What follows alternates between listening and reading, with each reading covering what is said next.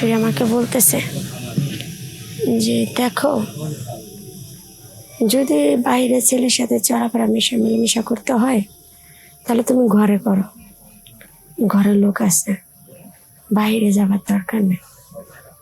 তখন আমি যিনি কেমন একটা হিমশিম খেয়ে গেলাম। খাওয়ার পরে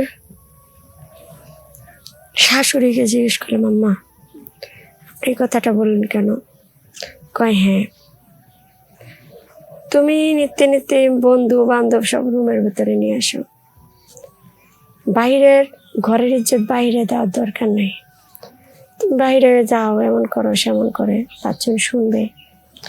এতে বলো ঘরে তোমার দেবর আছে, ঘরের ইজ্জত ঘরে রাখো, বাইরে দেওয়ার দরকার নেই। তখন চুপ মারা খাড়াই নিলাম, খাড়াইয়া কোনো কিছু আর বলতে পারি না, চুপ মারা ভাবতে পারলাম আসলে তো আমার শাশুড়ি ঠিক বলছে। আমি যখন বাইরে যাব, পাঁচজনে পাঁচটা কথা বলবে, পাঁচজন পাঁচটা কথা শোনাবে, কিন্তু নিজের দেবরের সাথে যদি কোনো কিছু করি, মজা করি, এনজয় করি, পাড়ার লোকও জানলো না, নিজের চাহিদাটাও মিটলো, নিজের খাষ্ট সব কিছু করতে পারলাম। তারপরে থেকে দেবরের সাথে একটা আন্তরিক তো একটা ভালোবাসা মহব্বত হয়ে গেল। শাশুড়িও কিছু বলে না। আশা করি সবাই ভালো আছেন, আমিও ভালো আছি। আমার কিছু জীবন কাহিনী আপনাদের সাথে শেয়ার করতে আসলাম। আশা করি সবাই ভালো আছেন, শুনবেন। আমার যখন স্কুল জীবনে থাকতে আমাকে বিয়ে দেয় আমার বাবা মা, বিয়ে দেওয়ার পরে আমি স্কুল জীবন শেষ করি, করার পর আমি কলেজ জীবনে আসি। আমার বিয়ের পর আমি লেখাপড়া করতেছি বা করি। তো যখন আমি কলেজ জীবনে আসি, আসার পরে আমার স্বামী আমাকে রেখে প্রবাস চলে যায়। প্রবাসে যাওয়ার পরে আমি কলেজে যাই আসি, বন্ধু বান্ধবের সাথে ওঠা বসা করি, মেলামেশা করি, তাদের সাথে অনেকটা মজা মস্তি করি। তো করার পরে অনেক চলাফেরা করি, ঘোরাফেরা করি, বন্ধু বান্ধব কেড়ে নিয়ে বাড়িতে আসে। তো স্বামীর অভাব তো তেরকম বুঝি না।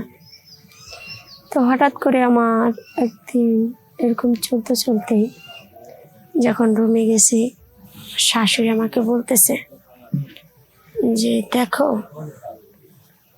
যদি বাইরে ছেলের সাথে চলাফেরা মিলেমিশা করতে হয় তাহলে তুমি ঘরে করো, ঘরের লোক আছে, বাইরে যাবার দরকার নেই।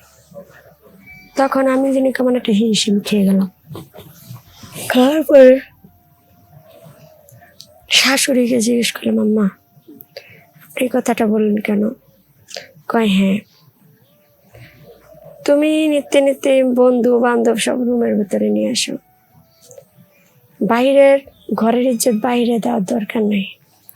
তুমি বাইরে যাও, এমন করো সেমন করে, পাঁচজন শুনবে।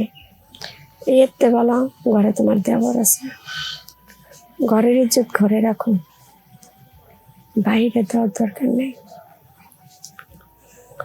তখন চুপ মারা খাড়াই নিলাম, খাড়াইয়া কোনো কিছু আর বলতে পারি না, চুপ মারা ভাবতে পারলাম আসলে তো আমার শাশুড়ি ঠিক বলছে।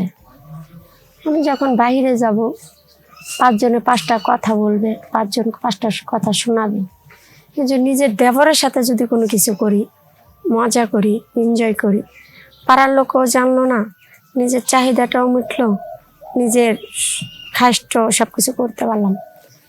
তারপরে থেকে দেবরের সাথে একটা আন্তরিক তো একটা ভালোবাসা মহব্বত হয়ে গেল। শাশুড়িও কিছু বলে না, কারণ সে বোঝে যে একটা স্ত্রীর স্বামী ছেড়ে গেলে তার জীবনে কি লাগে।